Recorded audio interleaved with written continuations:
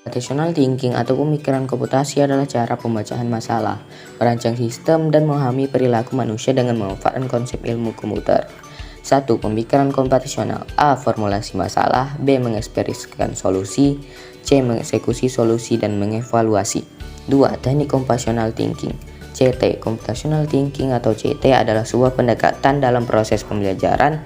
CT memang memiliki peran penting dalam pengembangan aplikasi komputer, namun CT juga dapat digunakan untuk mendukung pemecahan masalah di semua disiplin ilmu, termasuk humaniora, matematika, dan ilmu pengetahuan. Siswa yang belajar di CT diterapkan dalam kurikulum proses pembelajaran, dapat mulai melihat hubungan antara mata pelajaran serta antara kehidupan di dalam dan dengan di dalam kelas, di luar kelas. 3. Karakteristik computational thinking. Computational thinking memiliki beberapa karakteristik sebagai berikut. A. Mampu memberikan pencapaian masalah menggunakan komputer atau perangkat lain. B. Mampu mengorganisasi dan menganalisis data. C. Mampu melakukan referensi data melalui abstraksi dengan suatu model atau simulasi. D. Mampu melakukan otomatisasi solusi melalui cara berpikir algoritma. E. Mampu melakukan identifikasi, analisis, dan implementasi solusi dengan berbagai kombinasi, langkah, cara, dan sumber daya yang efektif dan efisien. F. Mampu melakukan generalisasi solusi untuk berbagai masalah yang berbeda. 4. Metode computational thinking. A. Dekomposisi. B. Pattern recognition. C. Abstraksi. D. Algoritma. 5. Keuntungan computational thinking. Berikut keuntungan computational thinking dalam menyelesaikan persoalan. A. Percaya diri dalam berhadapan dengan kompleksitas masalah yang lebih besar dan lebih sulit. B. Toleransi terhadap ambiguitas. C. Mampu berhubungan dengan masalah yang open-ended. D. Mampu berkomunikasi dan bekerja sama untuk mencapai tujuan yang sama. B. Pemetaan permasalahan dan solusi dengan komputasi. 1. Mengevaluasi masalah. 2. Mengolah masalah. 3. Pengambilan keputusan. 4. Menyelesaikan masalah. 5. Meneliti hasilnya. C. Hubungan antara algoritma dengan pemikiran komputasi. Algoritma dengan computational thinking saling berkaitan, seperti yang telah dijelaskan pada pengertian berpikir komputasi.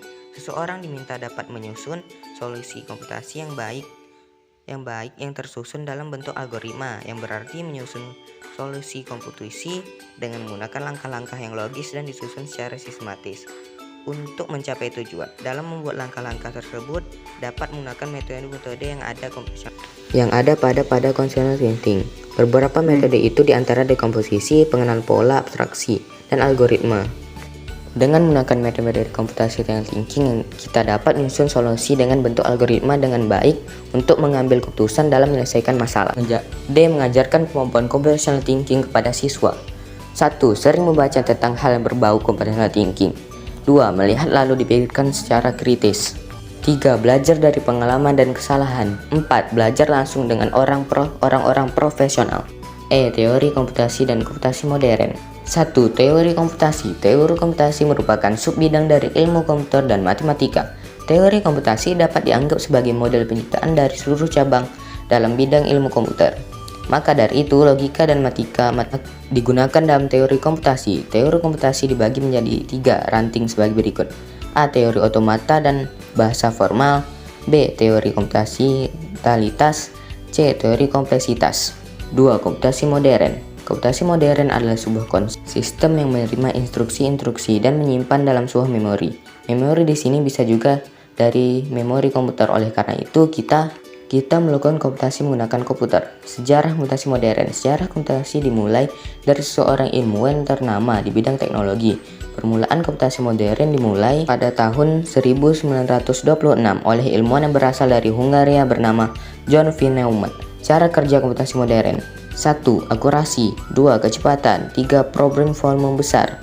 4. Metode. 4. Modeling. 5. Kompleksitas. Karakteristik komputasi modern. Karakteristik komputasi modern ada 3 macam sebagai berikut.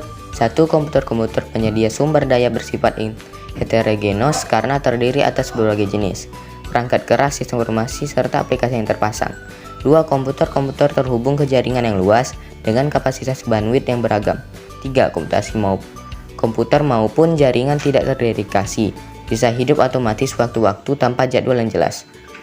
Dampak komputasi modern. Salah satu dampak dari adanya komputasi adalah dapat membantu manusia untuk menyelesaikan masalah-masalah yang kompleks dengan menggunakan komputer.